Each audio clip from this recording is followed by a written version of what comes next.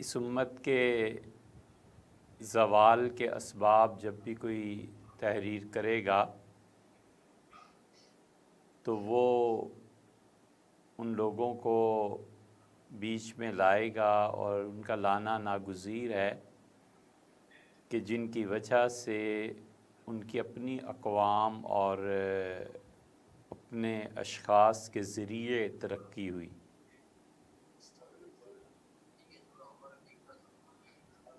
کسی نے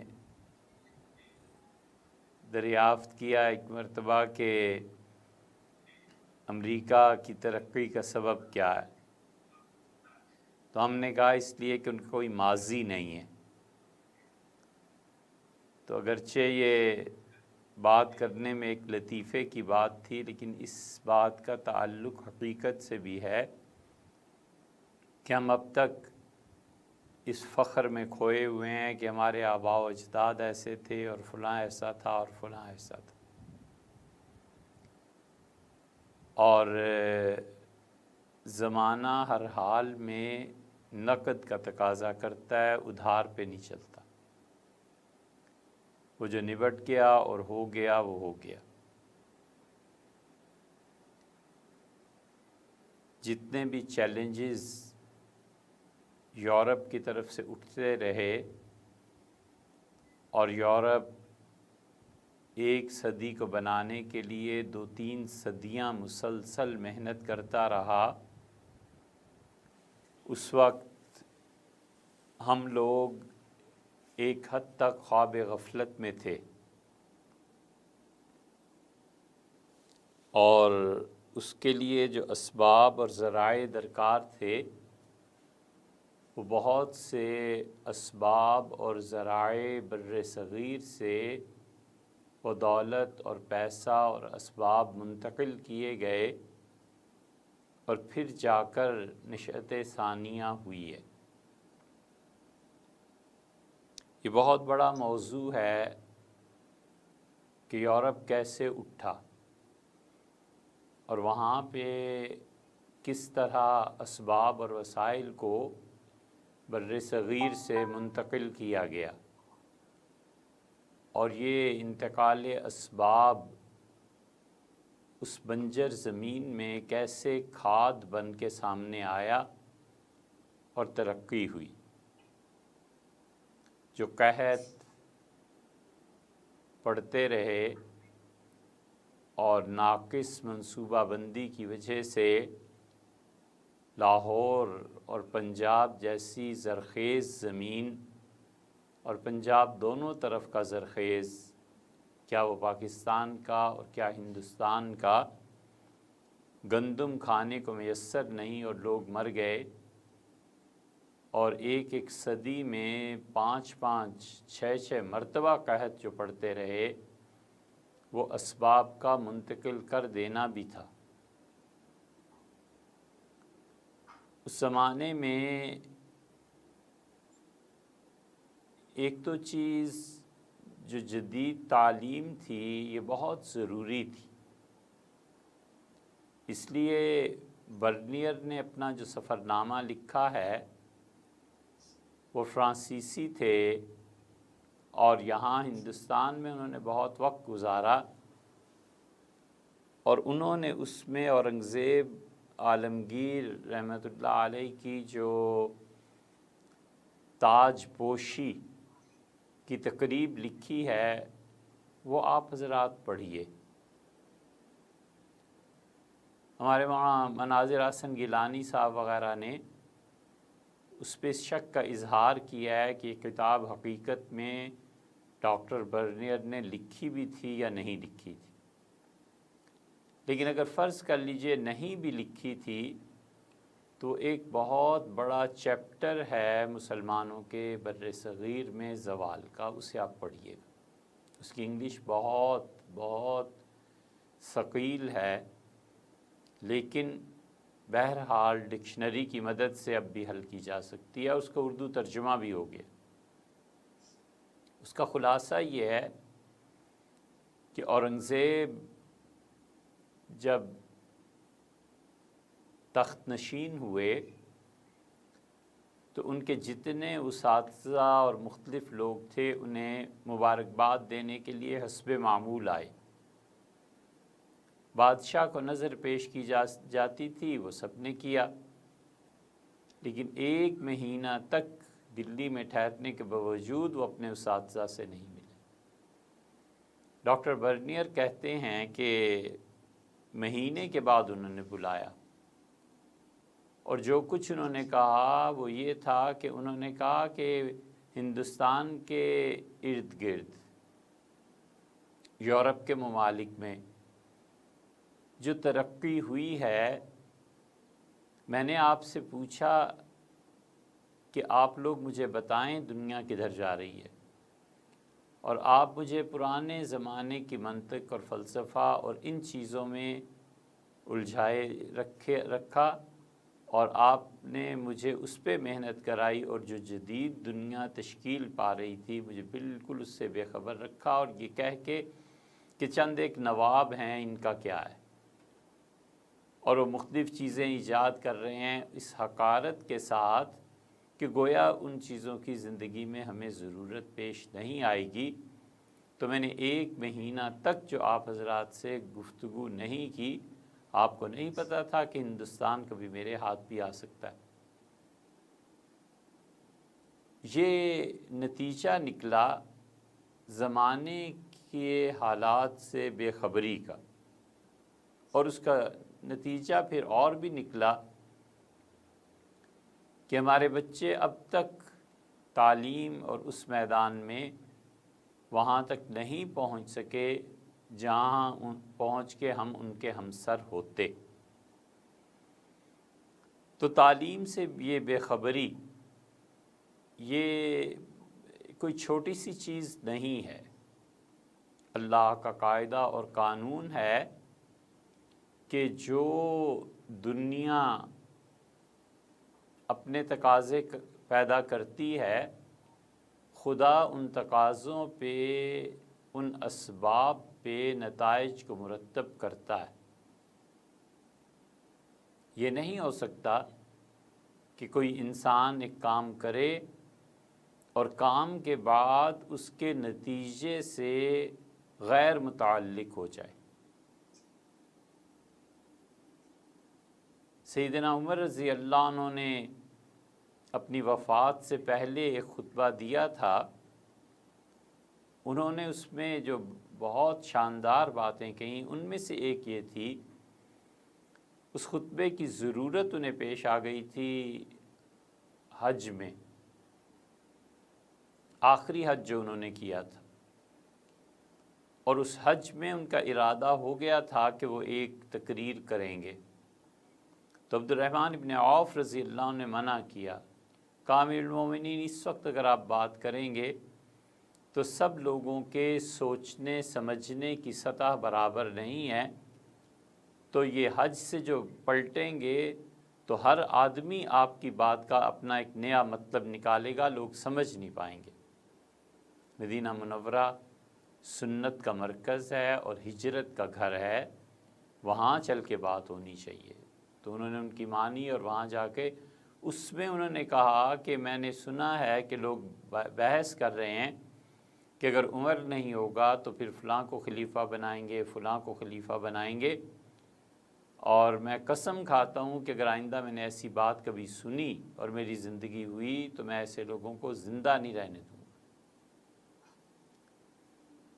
اور پھر انہوں نے کہا کہ تم کیا سمجھتے ہو خلافت اتنی معمولی سی چیز ہو گئی ہے، اور وہ ابوبکر رضی اللہ عنہ کی بیعت وہ اچانک ہو گئی تھی، اور یہ جو ایک دم سے بیعت ہو گئی تھی اس کے جو غلط نتائج نکل سکتے تھے، اللہ نے مہربانی کی اور ہمیں اس سے محفوظ رکھا۔ تو یہ کرامتیں روز روز نہیں ہوا کرتی۔ پھر انہوں نے بتایا کہ خلافت کیا، اور یہ تو اس لیے ہر آدمی جو کام کرتا ہے اس کے نتائج کا وہ ذمہ دار ہوتا ہے۔ مثلاً آپ ایک جہان تصور کر لیں نیکی کا، تو نیکی کا جو جہان ہوتا ہے اس میں جو کام کرتا ہے اس کے نتائج اس کے سامنے آتے ہیں۔ یہ نہیں ہو سکتا کہ ایک آدمی عمر بھر نیکی کرتا رہے اور وہ نیکی کے جو تقاضے ہیں، خلوص ہے، اللہ کے لیے ہونا ہے، خالص، وہ صحیح بنیادوں پہ نیکی وغیرہ وغیرہ، اس کے تقاضے پورے ہوئے ہوں اور خدا اس نیکی کو ضائع کر دے۔ ایسے نہیں ہوتا۔ اللہ نے کہا ہے کہ اس کا قانون یہ ہے کہ لا یضیع اجر المحسنین، اللہ نیکی کرنے والوں کا اجر ضائع نہیں کرتا۔ اور اسی کا قانون یہ ہے کہ وَأَنَّ اللَّهَ لَا يَهْدِي كَيْدَ الْخَائِنِينَ، اور جو لوگ خیانت کرتے ہیں خدا انہیں کبھی بھی صحیح انجام کو حاصل کرنے نہیں دیتا۔ گناہ کی اپنی ایک دنیا ہے، اور اس گناہ کی دنیا میں سب سے بدتر گناہ آنکھ کا ہے، اور آنکھ کے گناہ کے بعد مرد جس گناہ میں بہہ جاتے ہیں وہ ان کے کانوں کا ہے، اور اس کے بعد زبان کا ہے، اور اس کے بعد ناک کا۔ یہ سارے گناہ اس ترتیب سے آتے ہیں، اور عورت اس کے لیے سب سے بڑا گناہ اس کی زبان ہوتی۔ اگر اس گناہ کی دنیا میں گناہ ایک جسم کو فرض کر لیں تو اس کی روح نکلتی ہے جب مرد کی آنکھ درست ہوتی ہے اور عورت کی زبان درست ہوتی ہے۔ آخری لمحہ جب آنکھ پاک ہو جائے مرد میں اور عورت میں زبان پاک ہو جائے۔ بالکل ایسے ہی یہ فرد کی سطح ہے اور معاشرے کی سطح بھی بلند ہو جاتی ہے اور گر بھی جاتی ہے۔ اور وہ اسباب، وسائل اور ذرائع، آپ تاریخ کو دیکھیں تو کارل مارکس اس وقت اپنی کتاب لکھ رہا تھا، اور اس کا دوست اینگلز، یہ کوئی معمولی سی چیز نہیں تھی جو انقلاب برپا ہوا دنیا میں، اور روس نے جس بنیاد پر لوگوں کو کمیونزم کی طرف بلایا اور روس کا جو انقلاب آیا اور مسلمانوں کی پوری ایک تہذیب کا ملیہ میٹ ہو گیا، 1917 میں وہ انقلاب عملاً سامنے آ گیا۔ ظاہر ہے کہ مارکس اس سے پہلے، اور مارکس نے ایک کتاب یہ لکھنی تھی اپنی، کیپٹل لاس، اور اس کے لیے کوئی 25 سال انہوں نے صرف کیے۔ اور ان 25 سالوں میں ہوا کیا کہ لندن میں ابھی تک وہ جگہ محفوظ ہے۔ ہم نے کئی بار جا کے اسے دیکھا، جہاں پہ بیٹھ کے اس نے ایک کتاب لکھی جس نے پوری دنیا کو ہلا کے رکھ دیا۔ اینگلز ان کے دوست تھے، اور وہ بار بار کہتا رہا کہ اس کتاب کو چھوڑو اور اپنا خیال کرو، حتیٰ کہ اس نے پھر مبارکباد بھی دی تو ان الفاظ کے ذریعے کہ وہ منحوس کتاب تمہاری ختم ہو گئی۔ مسئلہ کیا تھا؟ مسئلہ یہ کہ اس کتاب نے پڑھنے والوں میں انقلاب برپا کیا، اور وہ جو سوچ رہے تھے اور کہہ رہے تھے کہ جرمنی میں کل صبح کو انقلاب آ رہا ہے اور آنے والا جو سورج ہے یہ ہمارا طلوع ہوگا، ایسے نہیں ہوا، مگر اس کتاب کے اثرات اور اس کے بیج یہ جا کر پھوٹے رشیا میں، اور لینن اور سٹالن اور جیلیں اور حکومتوں کا ظلم، ظاہر ہے پوری ایک تاریخ ہے۔ لیکن جو انقلاب آیا ہے اس نے پوری دنیا پہ اپنے اثرات مرتب کیے۔ علامہ اقبال اس کو دیکھ رہے تھے، اور علامہ کی جو نظر تھی وہ جانتے تھے کہ اس انقلاب کے بعد اب دنیا کس رخ پہ چلی جائے گی، اسی لیے انہوں نے ان کی جو چیزیں بہت زیادہ پڑھنے کے قابل ہیں ان میں ایک ابلیس کی مجلس شورا ہے۔ ڈاکٹر اسرار صاحب نے اس کی تشریح ایک جگہ کی ہے، وہ ابلیس کی مجلس شورا، اس میں شیطان کے جتنے بھی حواری ہیں وہ جمع ہوئے، اور وہ اس سے بات کرنے لگے کہ دنیا اب کیسے بدلے گی۔ تو پھر ایک نے اس سے پوچھا شیطان سے کہ اس سے کہا کہ وہ یہودی فتنہ گر، وہ یہودی جو دنیا کو آزمائش میں ڈالنا چاہتا ہے، وہ روح مصدق کا بروز، مصدق کی روح ایک مرتبہ پھر دنیا میں آ گئی ہے۔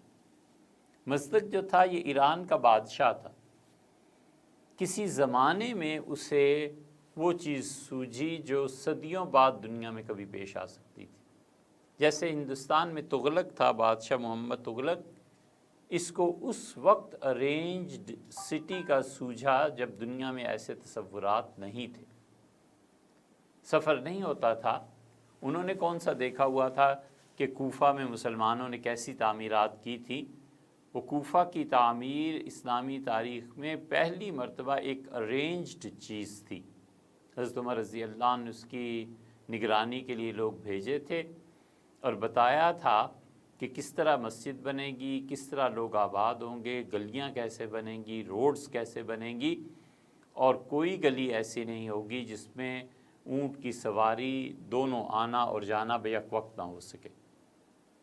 یہ سب تفصیلات لکھی ہوئی ہیں، اور تیر کے ذریعے ماپا جاتا تھا۔ تو انہوں نے کہا اس مقام پہ ایک تیر چلانے والا کھڑا ہوگا اور پوری قوت سے وہ تیر کو پھینکے گا چاروں طرف، اور وہ جہاں جہاں جا کر تیر گریں گے یہ تمہاری مسجد ہے، کیونکہ کل یہ شہر کینٹ چھاونی بن رہا ہے، فوجیں آ کے یہاں اتریں گی تو لوگوں کے لیے ایک بڑی مسجد وغیرہ وغیرہ، یہ سارا وہاں تھا۔ اور ہندوستان میں تغلق نے یہ کیا تو دلی اجاڑ کے وہ شہر بسانا چاہ، لوگوں کی سمجھ میں نہیں آتا تھا کہ ارینجڈ سٹیز کیا ہوتے ہیں۔ یہی حال ادھر بھی تھا کہ ان لوگوں نے وہ جو انقلاب تھا روس میں برپا ہوا، اور اس انقلاب نے پوری دنیا پر اثر مرتب کیا۔ تو مصدق جو تھا یہ بھی وقت سے پہلے کہیں پیدا ہو گیا تھا، وہ ایرانیوں کو بلاتا رہا اس چیز کی طرف کہ کھانا جو ہے یہ گورنمنٹ کا مسئلہ ہے، تمہارا نہیں، پوری پبلک پرسنل پراپرٹی نہیں رکھ سکتی، پراپرٹی گورنمنٹ کا حق ہے، گورنمنٹ تمہیں کھانا دے گی، تم اپنا کام کرو گے، ایک معاشی مزدور کی طرح تم لگے رہو گے، اور گورنمنٹ تمہیں گھر بھی دے گی، اور گورنمنٹ تمہیں سواری بھی دے گی۔ اور وہ جو اس نے اس زمانے میں معاذ اللہ استغفر اللہ ایک تجویز رکھی تھی اپنے انقلاب میں، وہ اللہ نہ کرے کبھی بھی دنیا میں وہ چیز آئے، مارکس بھی نہیں، کوئی بھی نہیں کر سکا۔ اس نے کہا نیشنلائز کرنا ہے کیپٹل کو، پیسے کو، اور نیشنلائز کرنا ہے زمینوں کو، اور اسی طرح عورتیں بھی نیشنلائز ہوں گی، کوئی رشتہ نہیں، کچھ نہیں، ملک بھر کی خواتین ان کی سپلائی گورنمنٹ کیا کرے گی، کوئی شادی نہیں، کوئی ارینجڈ میرج نہیں۔ یہ اس کا نظریہ تھا اس وقت، اور وہ کہتا تھا کہ دنیا میں تب جا کر انصاف آئے گا۔ یہ اس مصدق کی ذرا سی ایک بات ہے، اس کی تو پوری تاریخ ہے۔ تو اس نے کہا شیطان سے کہ علامہ اقبال نے جو مجلس شورا لکھی ہے ابلیس کی، اس نے کہا کہ وہ یہودی فتنہ گر، وہ روح مصدق کا بروز، وہ مصدق کی روح دوبارہ دنیا میں واپس آ گئی ہے، نیست پیغمبر ولیکن در بغل دارت کتاب، وہ پیغمبر نہیں ہے لیکن اس کی کتاب جو ہے یہ دنیا میں تباہی مچا دے گی۔ اس کتاب کی بنیاد پہ رشیا اور امریکہ کے آپس کے تعلقات اور یہ چیزیں، ظاہر ہے ہمارا سیاست موضوع بھی نہیں اور ہم جانتے بھی اتنا کچھ نہیں ہے، مگر روس بہرحال ایک حقیقت دنیا میں ہے، امریکہ بہرحال ایک حقیقت دنیا میں ہے، برطانیہ ایک حقیقت ہے جو دنیا میں ہے، اور ان ممالک نے دنیا کی ترقی میں، تخریب میں، تعمیر میں کام کیا ہے۔ ہماری پچھلی کئی صدیاں ان میں طاقت کا محور اور مرکز یہ لوگ ہی ہیں۔ ہوا کیا؟ ایک چیز یہ ہوئی کہ ہمارے پاس اسباب اور وسائل نہیں تھے۔ اب ٹھیک اس وقت میں دلی میں حضرت شاہ ولی اللہ رحمۃ اللہ علیہ کو دیکھیں، شاہ ولی اللہ رحمۃ اللہ علیہ کو آپ جتنی گہرائی سے پڑھیں گے اندازہ ہو جائے گا کہ اس شخص نے دلی جیسے ایک چھوٹی سی جگہ پہ بیٹھ کے ورلڈ آرڈر مرتب کیا کہ اس امت میں علماء کو یہ کرنا چاہیے، اس امت میں فوج کو یہ کرنا چاہیے، فلاں کو یہ کرنا چاہیے، فلاں کو یہ کرنا چاہیے، یہ کرو گے اس کے یہ اثرات اور نتائج مرتب ہوں گے، اور امت کا زوال اس کے بعد ختم ہو جائے گا۔ امریکہ بھی ورلڈ آرڈر مرتب کرتا ہے، چل رہا ہے، انہوں نے ورلڈ آرڈر مرتب کیا، یہ اتنا زرخیز دماغ تھا۔ فرق کہاں پہنچ کے پڑا؟ فرق دو چیزوں پہ پڑا۔ ایک تو یہ کہ مارکس اور شاہ ولی اللہ رحمۃ اللہ یہ آگے پیچھے کے لوگ ہیں۔ شاہ صاحب کا انتقال 1760 کے قریب ہوا اور مارکس کے بھی وہی زمانہ ہے۔ ایک چیز میں یہ فرق پڑ گیا کہ وہاں جو قومیں تھیں اور جن کو انہوں نے مخاطب کیا تھا وہ لوگ پڑھے لکھے تھے، وہ مارکس کے پیغام کو سمجھ گئے۔ ہم اتنی پستی میں ہیں کہ اس وقت مثال اس کی نہیں دی جا سکتی۔ حالت کہاں کس مثال سے عرض کیا جائے کہ اس وقت حال یہ تھا جرمنی کا کہ ہیگل جو فلسفی تھا، کسی لڑکے اور لڑکی کا یہ کہنا کہ میں نے ہیگل کو نہیں پڑھا یہ بڑے شرم کی بات تھی، یہ کوئی افورڈ ہی نہیں کر سکتا تھا۔ ہاں ایک مثال، جیسے ای میل ہے تو ہمیں نہیں کرنی آئی اب تک، تو بچے سنتے ہیں کہ ہمیں ای میل نہیں آتی تو ہنستے ہیں کہ آپ کو ای میل نہیں آتی۔ میں نے کہا نہیں بیٹے نہیں آتی۔ کیوں نہیں آتی؟ وہ اپنی معصومیت سے سوال پوچھتے ہیں، تو ظاہر ہے کہ وہ بچے ہیں، انہیں کیا معلوم کہ دنیا میں اور بھی بتیرے کام ہیں، تو وہ کہتے ہیں اچھا ای میل نہیں آتی۔ یہ بالکل اسی طرح لوگ وہاں شرم کے مارے کہہ نہیں سکتے تھے کہ ہم نے ہیگل کو نہیں پڑھا۔ یہ جب نیا فلسفہ اور نئی چیز آئی ہے، پڑھی لکھی قوم نے اسے قبول کر لیا، اور قبول بھی ایسے کیا ہے کہ صدیوں کی کسر انہوں نے نکال دی۔ سب سے پہلی چیز جس پہ انہوں نے قابو پایا ہے وہ وہاں کا موسم تھا۔ یورپ نے سب سے پہلی چیز جو کنٹرول میں کی، آپ تو جانتے ہی ہیں، ہم نے بھی دیکھا، آپ کے لیے تو خیر یہ روشن سورج جیسی بات ہے کہ انہوں نے کہا بچے جب کلاس میں پڑھنے آتے ہیں تو موسم کے اثرات سے اپنے آپ کو بچائیں یا تعلیم میں انٹرسٹ لیں۔ ہمارے ہاں کیا ہوتا ہے، سردیوں میں بھی گرمیوں میں بھی کلاس رومز جو ہیں آدھا دن اسی میں گزر جاتا ہے کہ سردی لگ رہی ہے اور گرمی لگ رہی ہے اور لکھ نہیں سکتے اور پینسل کیسے نکالیں، ہاتھ ٹھٹر گئے ہیں، یہ ساری باتیں ہوتی ہیں اب تک۔ انہوں نے جڑ سے اپنے نظام کو اکھیڑا، ایک مرتبہ موسم پہ قابو پایا۔ جب بچے داخل ہوتے تھے کمرے میں تو کمرے اتنے گرم ہوتے تھے کہ اب بھی آپ نے دیکھا آرام سے اپنا کوٹ ایک جگہ، وہ جو ایک پیڈسٹل یا سٹینڈنگ ایک ان کے فرنیچر میں شامل ہے، یہ فرنیچر میں شامل ہونا خود بتاتا ہے کہ تہذیب نے کیسے جنم لیا۔ ہمارے ہاں یہ نہیں ہے، اور ان کے ہاں ہے، کلاس رومز میں ہے، آفیسز میں ہے۔ اس کی شاید تفصیل کیا کرنی آپ سب جانتے ہیں۔ تو ایک تو قوم پڑھی لکھی تھی، اس نے قبول کر لیا۔ ہمارے ہاں حضرت شاہ ولی اللہ رحمۃ اللہ علیہ معیشت میں ان چیزوں میں اپنا نظریہ پیش کرتے رہے، لیکن لوگ پڑھے لکھے نہیں تھے، بہت تھوڑے لوگ تھے جو پڑھے لکھے تھے، قوم میں قبولیت کی حس باقی نہیں تھی۔ ایک یہ مصیبت پڑ گئی، اور دوسرے شاہ ولی اللہ رحمۃ اللہ علیہ دستی طور پہ ہاتھ سے لکھتے رہے، پریس یہاں تھا نہیں، اور پریس آیا بہت دیر سے، پریس آیا 1820 میں جا کے، شاہ ولی اللہ رحمۃ اللہ علیہ کے انتقال کے بھی نصف صدی کے بعد۔ پریس مارکس کے پاس بھی نہیں تھا۔ اس نے پھر اپنے سسرال کی کچھ چیزیں بیچیں، اس کی بیوی نے اس کی مدد کی، پھر انہوں نے سائیکلوسٹائل کیا، سائیکلوسٹائل کے ذریعے اپنے پیغام کو انہوں نے پہنچایا، اور روس جب پیغام پہنچا تو وہ پکوڑے بیچنے والے اور سموسے بیچنے والے وہ بظاہر سموسے بیچتے تھے، لیکن ظاہر ہے گورنمنٹ کی طرف سے پابندی تھی، تو وہ جو بھی پیغام مارکس کا اور کمیونزم کے لیے پبلک میں جو راہ ہموار کرنی تھی وہ اس میں چیزیں ڈال کے دے دیتے تھے۔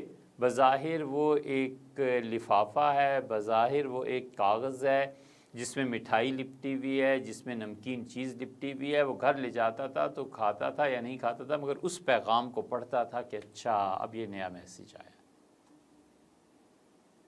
اس طرح سے جا کر قوموں کی ذہنیت بدلی، تعلیم قوم میں نہیں تھی، اور اسباب، وسائل اور ذرائع جن تک پہنچنا چاہیے تھا وہ نہیں تھا۔ ہمیں اور آپ کو سن کے شرم آئے گی، اب تک شاہ ولی اللہ کی ساری کتابیں نہیں چھپی۔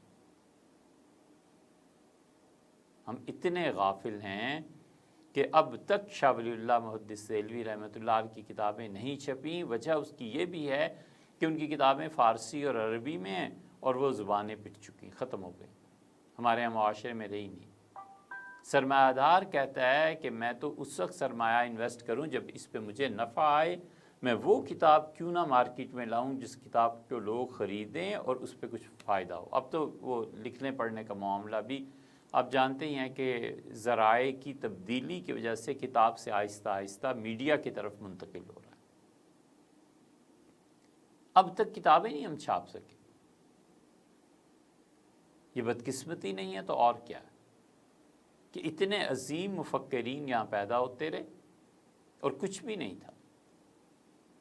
علامہ اقبال جیسے آدمی نے اشتہار دیا اخبارات میں کہ میں اب عمر کے اس حصے میں پہنچ گیا ہوں کہ میں زیادہ کیسز نہیں لے سکتا اور عدالت میں جا کر قانون اور پیروی کرنا مقدمات کی مجھ سے ہو نہیں سکتا، تو اگر میرے لیے 50 روپے کا بندوبست مسلمان کر دیں تو میں ان کے لیے اتنے اچھے کام کر دوں۔ 50 روپے پورے ہندوستان میں کیا چیز تھی؟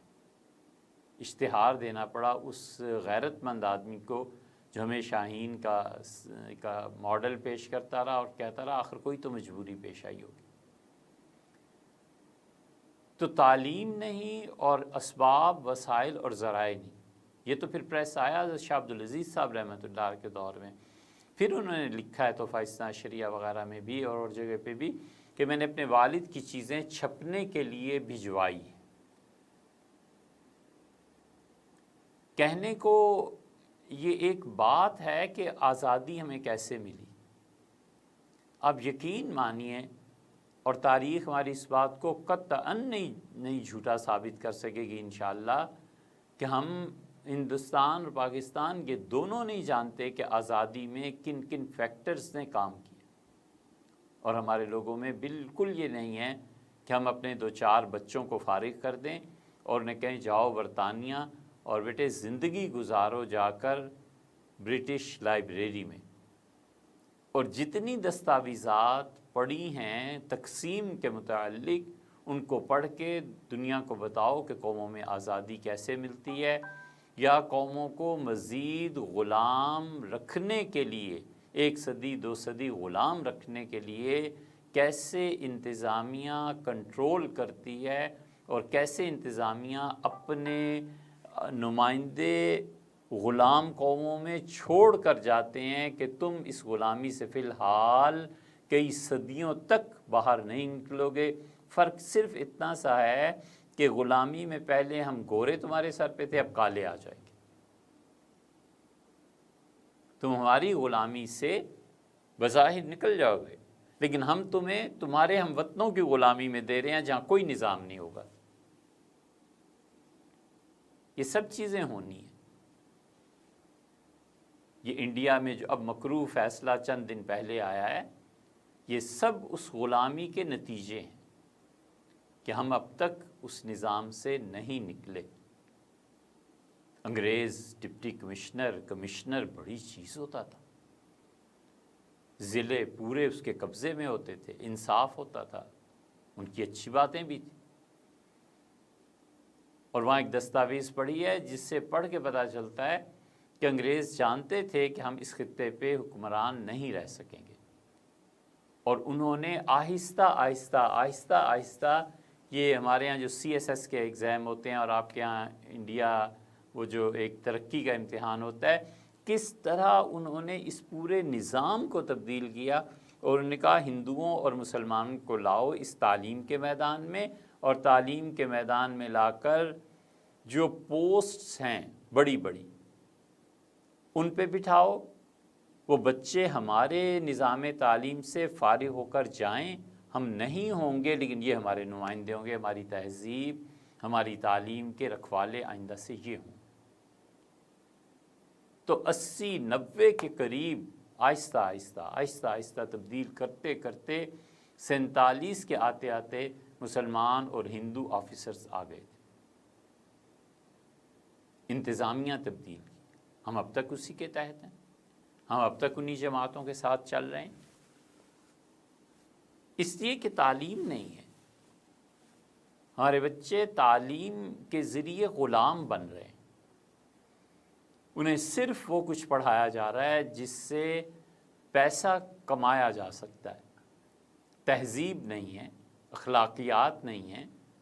پورا نصاب اس بات سے خالی ہے کہ کوئی بچوں کو بتائے کہ بیٹے دنیا میں نظام چلتے کیسے ہیں، کمیونزم مثلاً کیا تھا، سرمایہ داری کیا ہے، سرمایہ دار اقوام کیسے غلاموں کو مزید غلامی میں مبتلا کرتی ہیں، سوچنے کی صلاحیت کو کیسے غلط استعمال کیا جاتا ہے،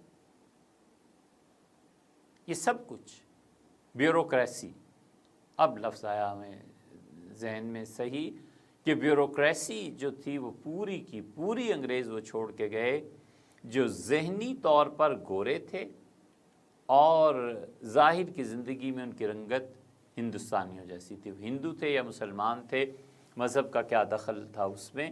انہوں نے بیوروکریسی پوری کی پوری ایسی چھوڑی۔ اس بیوروکریسی کے لیے آپ کے یہاں یعنی انڈیا کا تو معلوم نہیں، پاکستان میں اس بیوروکریسی کے لیے اب تک 110 کنال کی کوٹھی ہے، 100 کنال کی کوٹھیاں۔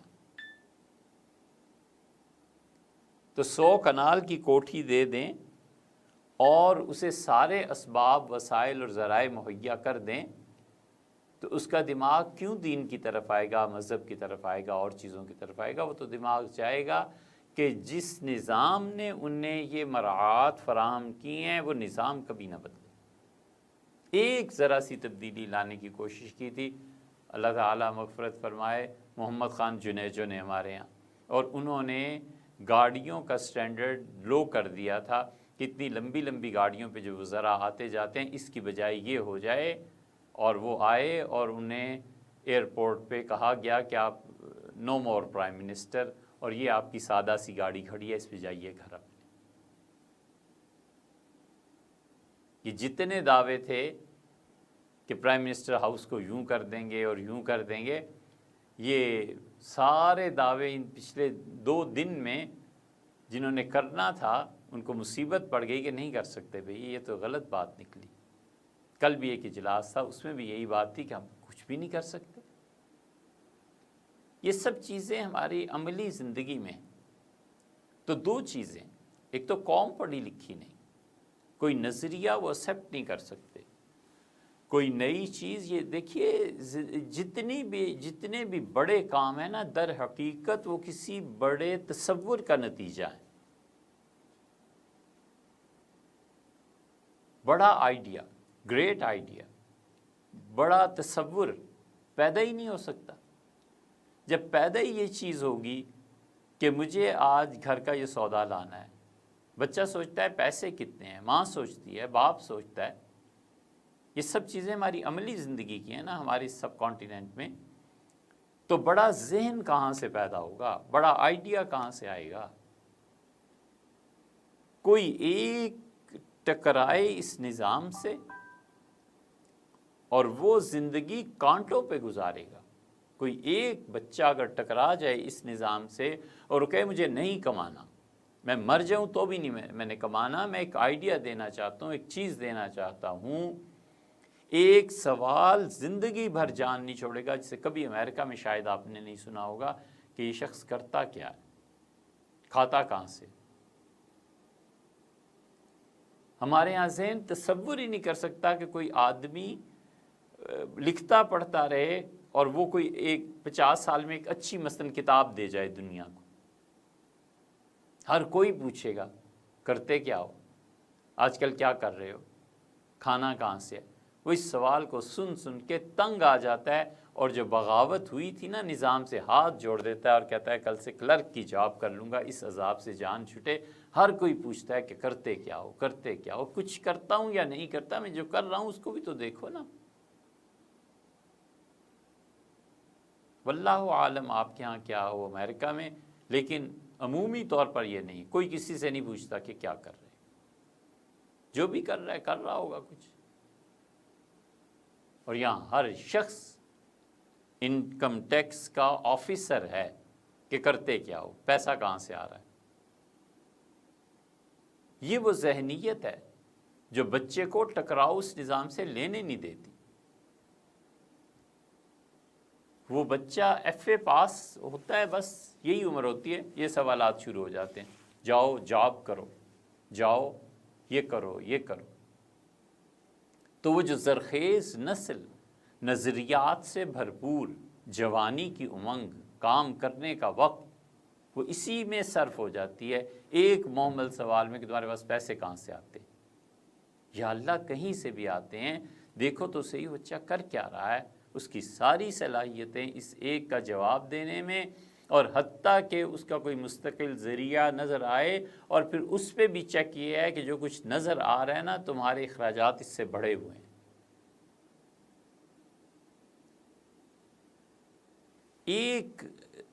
ایک آدمی نہیں ہے جو یہ طے کرے کہ میں نے اپنے بچے کو 10 15 20 سال کے لیے انگلینڈ بھیج دینا ہے کہ بیٹے جاؤ بتاؤ آزادی کیسے ملی تھی، انگریز گئے کیسے تھے، ہماری قوم میں کیا کیا نقائص تھے اس وقت، کیا اچھائیاں تھیں۔ ایسے ہی نہیں سر سید نے کہہ دیا۔ ان سے پوچھا گیا کہ قیامت میں کسی نے پوچھا، کوئی دل جلا تھا اور ان سے بھی جلا ہوا تھا، کیونکہ آدمی کی اصلاح یا تو ہوتی ہے اللہ تعالیٰ کے خوف سے یا اہلیہ کے خوف سے، ٹھیک رہتا ہے نا کافی سارا۔ تو سر سید کے پیچھے پڑے ہوئے سے جو لوگ، ان میں سے کسی نے کہا سر سید قیامت میں خدا کو کیا جواب دو گے؟ تو انہوں نے بڑی سنجیدگی سے کہا، انہوں نے کہا اللہ اگر پوچھے گا تو کہوں گا مسدس لکھوا کے لایا۔ تو مسدس آپ پڑھیں تو پوری مسلمانوں کی زوال کی بھی تاریخ ہے اور عروج کی بھی ہے کہ ہوتا کیا رہا۔ تو یہ جو اسباب اور وسائل اور ذرائع تھے یہ نہیں تھے۔ آپ آج طے کر لیں کہ ہم اپنے بچوں میں سے 5 کو بھیج دیں گے اور انہیں کہیں گے بیٹے پیسہ یہ ہے، جا کے تحقیق کرو، بچے اس قابل ہوں، ہسٹری کے اسٹوڈنٹس ہوں۔ آزادی کیسے مل گئی تھی؟ آزادی سے پہلے کیا صورتحال پیش آ گئی تھی؟ منصوبہ کب بن گیا تھا؟ ابھی حال ہی میں ہم ایک چیز کا مطالعہ کر رہے تھے، معلوم ہوا کہ 1906 میں ہی طے ہو گیا تھا۔ معلوم ہوا کہ پاکستان کا نقشہ عبدالحلیم شرر جو تھے انہوں نے بھی ایک درجے میں پیش کیا تھا۔ معلوم ہوا اس سے پہلے بھی مسلمان ایسے سوچتے تھے، لیکن کوئی مسلم لیگ اور کانگریس کے علاوہ کریڈٹ دینے کو تیار نہیں ہے۔ تو یہ نظریات، ذہن ایسے ہی بنتے اور ایسے ہی پھر وہ انقلابی لیڈرز بھی پیدا ہوتے ہیں جن کی نگاہ ہوتی ہے کہ کہاں سے اصل میں خرابی کی جڑ ہے اور کہاں پہ اس کی اصلاح ہونی چاہیے۔ ساری صلاحیتیں جھک گئی ہیں اس میں اور لگ گئی ہیں اس موضوع پہ کہ وہ علوم پڑھے جائیں جن کے ذریعے پیسہ کمایا جائے۔ بلا شبہ ان علوم کی بڑی ضرورت ہے، سائنٹسٹ کی ضرورت ہے قوموں کی ترقی کے لیے، لیکن 2 چیزیں ہیں، ایک تو یہ کہ قوم پڑھی لکھی نہیں۔ آپ کی سمجھ میں ہماری باتیں اس وجہ سے بھی آ رہی ہیں کہ آپ امریکہ میں بیٹھے، آپ بھی اگر یہیں ہوتے اور پتہ ہوتا کہ صبح 8 بجے ڈیوٹی پہ جانا ہے اور شام کو اور 20 تاریخ کو تنخواہ ختم ہو جانی ہے، تو ہماری باتیں کوئی سنتا بھی نہ، شاید نہیں سنتے لوگ، کہتے ہیں کس جہان کی بات کرتے ہو، کہاں کی بات کرتے ہو۔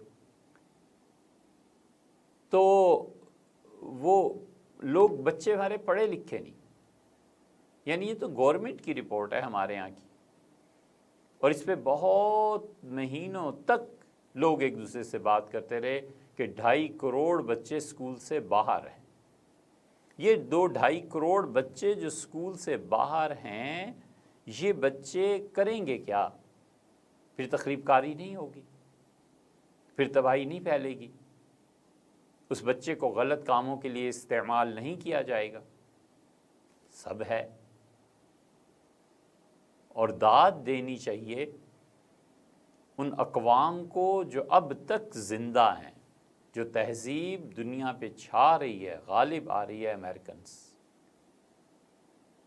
پرویز مشرف کے ساتھ ہمارے ہاں جو معاہدہ ان کا ہوا ہے جنگوں کے اور ان حالات میں، اس میں انہوں نے یہ طے کیا کہ نظام تعلیم ہمارا ہوگا، اور آغا خان جو ہیں وہ اس کے ہیڈ ہوں گے۔ یہ سطر کوئی نہیں پڑھتا، اور یہ زندہ قوم ہے امریکہ۔ انہوں نے اپنی تہذیب کو، یا جس چیز کے لیے بھی وہ سٹرگل کر رہے ہیں، دنیا میں باقی رکھنا چاہ رہے ہیں نا۔ زندہ قومیں ایسے ہی ہوتی ہیں۔ انہوں نے کہا تعلیم جو ہوگی وہ ہوگی اس ملک میں جو ہم چاہتے ہیں، اور اس کے لیے آغا خان صاحب کو اور یہ وہ ساری چیزیں۔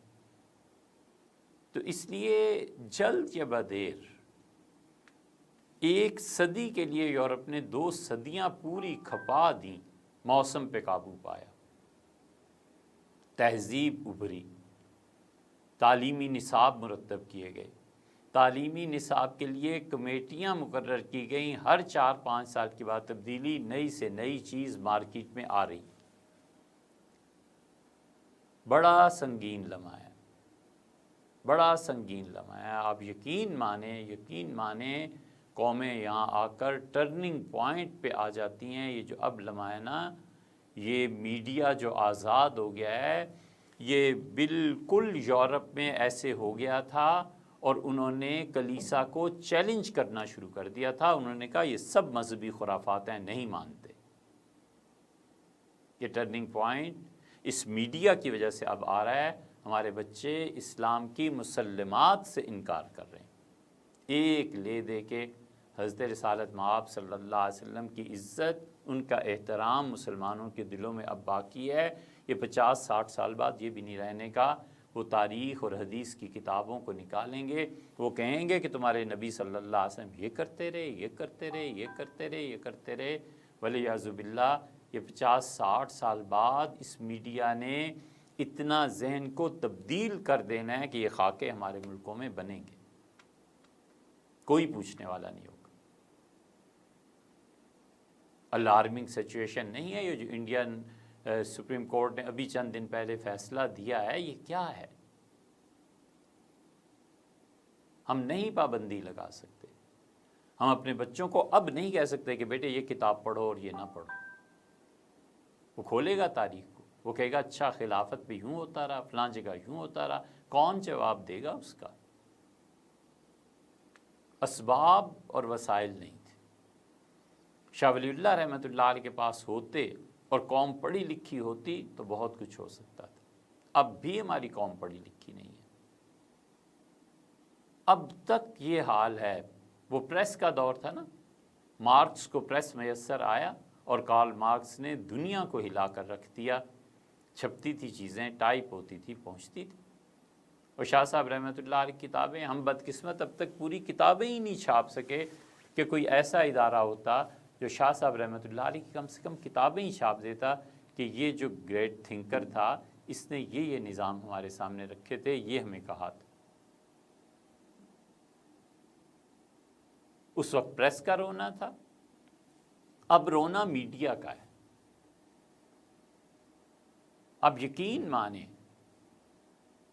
ہم خاموشی سے ان چیزوں کو دیکھتے رہتے ہیں اور تجزیے کرتے رہتے ہیں۔ آپ یقین مانیں اس وقت ہمارے ملک میں، پاکستان کی بات کر رہے ہیں، میڈیا میں ایک چینل ایسا نہیں ہے، ایک چینل جہاں پہنچ کے انسان کچھ ڈھنگ کی بات سیکھ لے۔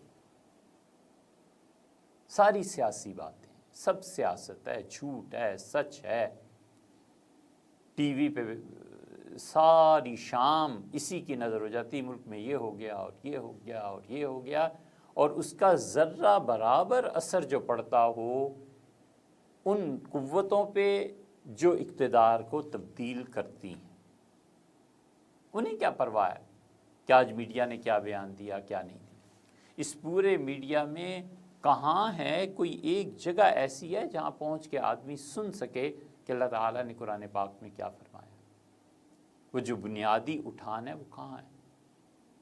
شدید ضرورت ہے اس کی۔ یہ ٹرننگ پوائنٹ جو ہے نا اس میڈیا نے پیدا کر دیا ہے، ہماری نسلیں اسے دیکھتی ہیں، اور اسلام تو دور کی بات ہے، اللہ کا وجود خود اس پہ سوالات اٹھاتی ہیں بچے اور پوچھتے ہیں کہ خدا کہاں؟ یہ چیز ہو گئی، خدا کہاں؟ یہ چیز ہو گئی۔ یہ خیر اور شر پہ اتوار کے دن کچھ بیانات ہم نے ریکارڈ کروائے تھے، اس کی بنیادی وجہ یہ تھی کہ شر جب پیش آتا ہے تو کہتے ہیں کہ اس کا خالق اگر خدا ہے تو پھر اس میں مصیبت تمہیں کیا ہے؟ کیوں حساب لیا جائے گا؟ یہ دھماکہ جو ہوا ہے خدا کدھر ہے؟ کیوں نہیں آیا؟ کیوں ایسے نہیں ہوا؟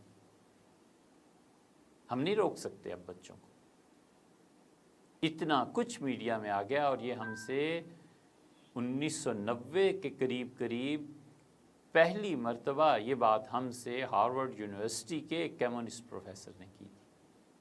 اسے کہا تھا ہم نے اتنا کچھ بھیج دیا اور اتنا کچھ بھیجنا ہے کہ تمہاری آئندہ نسلیں تمہارے ہاتھ میں نہیں رہیں گی۔ ہمیں کیا کرنا ہے؟ یہ تو ہے مرض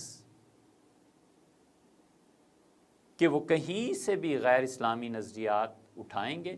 اگر یہ بچے پڑھ لکھ کے اس قابل ہو گئے کہ پڑھیں لکھیں تو یہ غیر اسلامی نظریات، اسلام کے اعتراضات، یہ جتنے اب فتنے نئے بن رہے ہیں نا، ہر کوئی مفکر اعظم بن رہا ہے اور ہر کوئی اسلام پہ اپنی ایک نئی تھیوری پیش کر رہا ہے، اس کو کیسے روک سکتے ہیں؟ اسی کہ میڈیا آزاد ہے، اور میڈیا میں ایک چینل مجھے آپ بتا دیں کہ یہ چینل ہے جس کو دکھایا جا سکتا ہے کہ یہ بچے ہیں، ان کے لیے کہانیاں ہیں، کچھ فقہی مسائل ہیں، کچھ کتاب و سنت ہے، کچھ آج کی دنیا ہے، ترقی کیسے ہو رہی ہے، ہمارے پاس کیا اسباب اور وسائل اور ذرائع ہیں کہ ہمارے بچے نوبل پرائز ہمارے ہاں کیوں نہیں آتے اور ہمارے بچے اس پہ محنت کیوں نہیں کرتے؟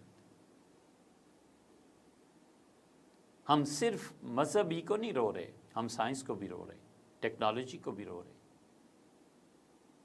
اس سطح کے بچے کہاں ہیں؟ کہیں نہیں۔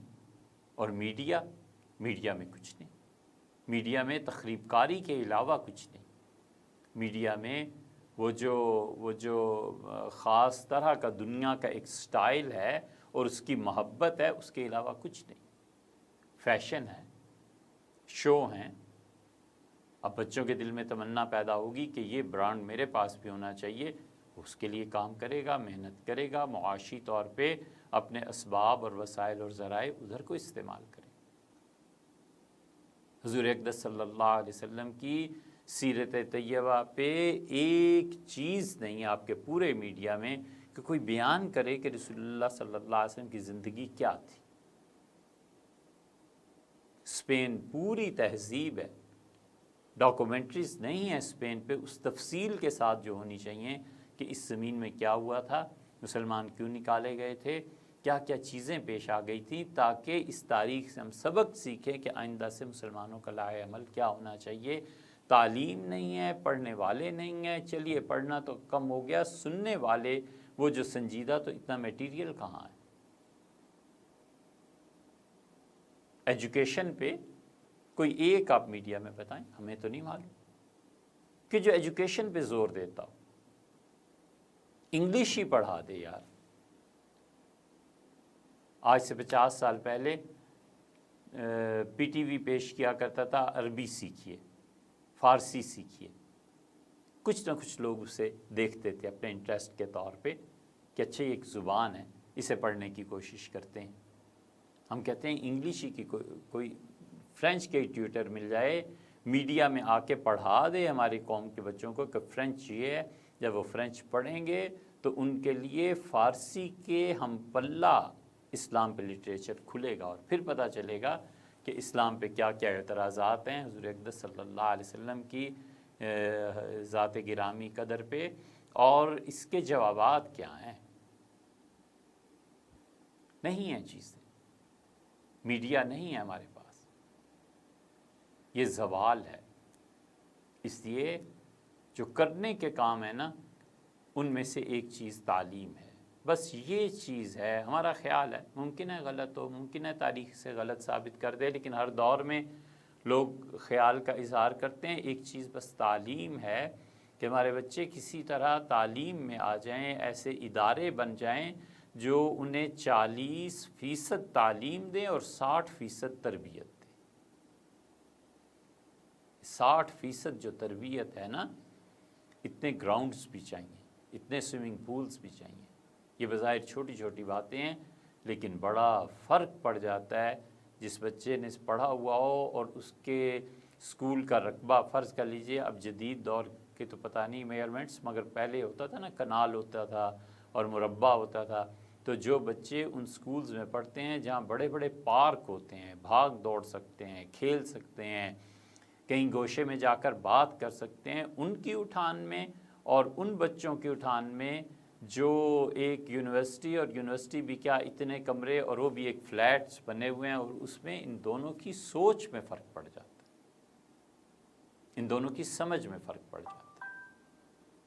ماڈلز، اساتذہ، تعلیم نہیں ہے، تعلیمی ادارے نہیں۔ ایک تعلیمی ادارہ بنا تھا، پوری دنیا کو اس نے انڈائریکٹلی اپنی لپیٹ میں ان 2 اداروں نے لیا ہوا ہے۔ اب تک دیوبند کے اثرات پوری دنیا پہ مرتب ہوئے، کہیں ڈائریکٹ کہیں انڈائریکٹ۔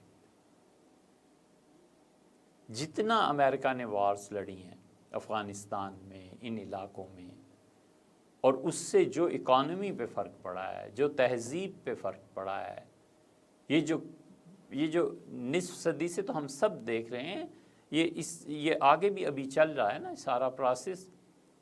اس کو پیچھے جا کر اگر آپ دیکھیں گے کہ کون سے عناصر و قوتیں ہیں، تو اس میں خالصتاً وہابیت نظر آئے گی۔ مدینہ یونیورسٹی کے لوگ، اور جنہوں نے سپورٹ کیا تھا انہیں دیوبند کے، اب ظاہر ہے ڈائریکٹ پڑھے ہوئے تو نہیں، انڈائریکٹلی۔ اور ایک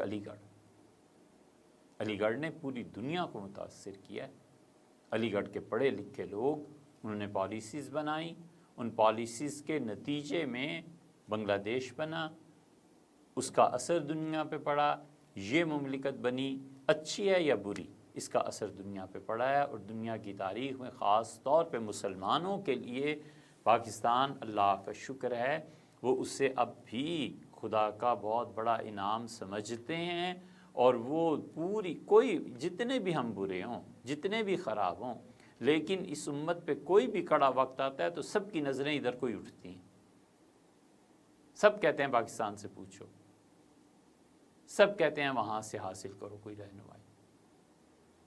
سعودیہ کو دیکھ لیں، یمن کو دیکھ لیں، یہ سیاسیات کی باتیں، لیکن بس خدا کا ہے ایک نظام۔ ہمارے بچے پڑھے لکھے نہیں، یہ تعلیمی ادارے اتنا کام کرتے ہیں۔ ایک تعلیمی ادارہ کوئی بڑا وسیع پیمانے پہ آپ قائم کر دیجیے، زندگی بھر بس یہی کام ایک کرنے کا ہے، ہم زیادہ کر نہیں سکتے، بس ایک ادارہ قائم کر دیجیے۔ ہم نے گلزار صاحب سے اب کئی مرتبہ کہا ہے کہ وہ جو زمین لی ہوئی ہے، اب اس کی کوئی کمیٹی بناؤ، کچھ کرو اس کا، یہ تعلیمی ادارہ آپ قائم کر لیں۔ 20 کام کرنے کے، 20، لیکن ہم کہتے ہیں بس اس ایک کام کو لے لیں کہ کوئی ایسا بڑا تعلیمی ادارہ جیسے دیوبند، وہ تو خیر اخلاص اور اللہ کی قبولیت بھی ہے، اور علی گڑھ ایسے بڑے ادارے نہیں ہیں۔ ہمارے ہاں جو ایسے ادارے ہیں بھی، وہ جو بچے ذہن بنا کر بھیج رہے ہیں، وہ سیکولر مائنڈڈ ہے۔